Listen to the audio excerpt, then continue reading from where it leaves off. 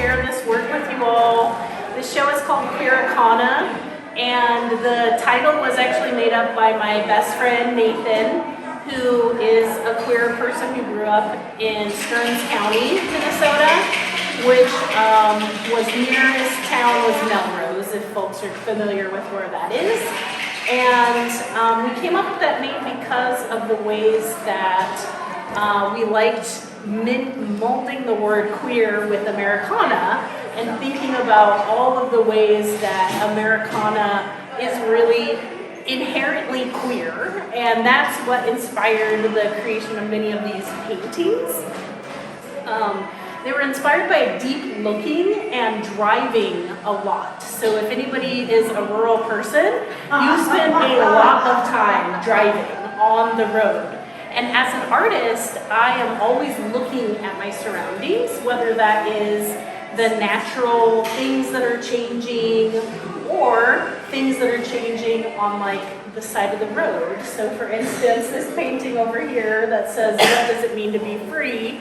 is an old car bench that someone put out on the side of the road with a sign that says free. And someone took it, like it was missing after a few days of sitting outside in the snow. And so it also was inspired by this question that I've been grappling with for the last 12 years as a board member for the Blandon Foundation, which is based in Grand Rapids, Minnesota, which serves rural Minnesota, which is, what is rural culture?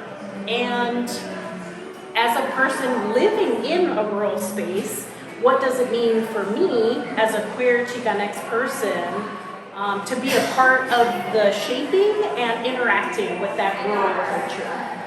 And so the works are really part diary, but also what has piqued my curiosity in my rural communities and in other places of rural Minnesota. I have noticed in the making of these works over the last year that rural culture is giant sculptures of animals, like Welcome to Deerwood. It's unique signage where you're not quite sure of what the meaning of the words are, but you're getting some message, like whether it's Main Street on a dirt road or salsa pickles, which is like, are the pickles a salsa? Are these two things? Are we putting hot sauce in the pickle, but we're calling it salsa? Very confusing as a Mexican origin person. Rural culture is also free items on the side of the road. A lot of deer parts. So you might have seen, yes, hunting season when deer parts abound just on the side of the road. And then also rural culture is ecological repurposing of things that you can't get rid of.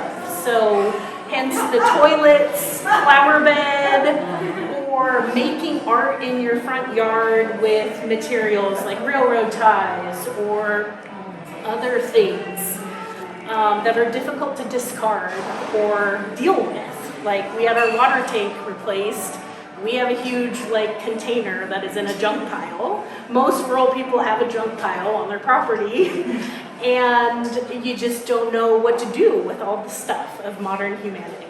So I wanted to capture that essence, and not in a way of critique or what's the word, in a judgmental way, but because I am of this rural space, a real appreciation for connecting with a cultural aesthetic of ruralness that's really rooted in kitsch and camp, even if it's not maybe known to the people that are creating that aesthetic reality around them.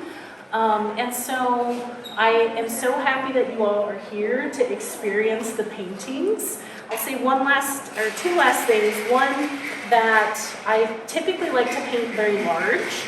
And as I was making this body of work, I purposefully kept them small, both to create a price point for different collectors, but also, more importantly, to be able to engage with this subject matter as an out queer, gender non-binary person living in a very religious and politically conservative place.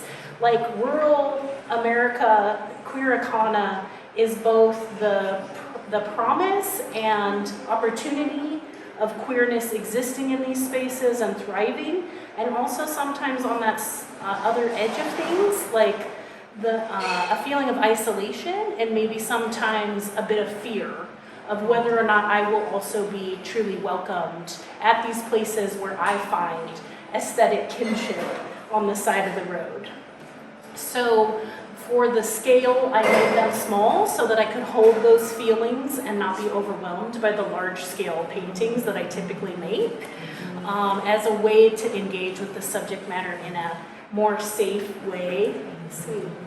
And then lastly, I'll just say, as a former scholar, I still am a scholar, as a interdisciplinary feminist scholar who is a former academic, no longer in the academy, I am deeply invested in queer theory being lived out.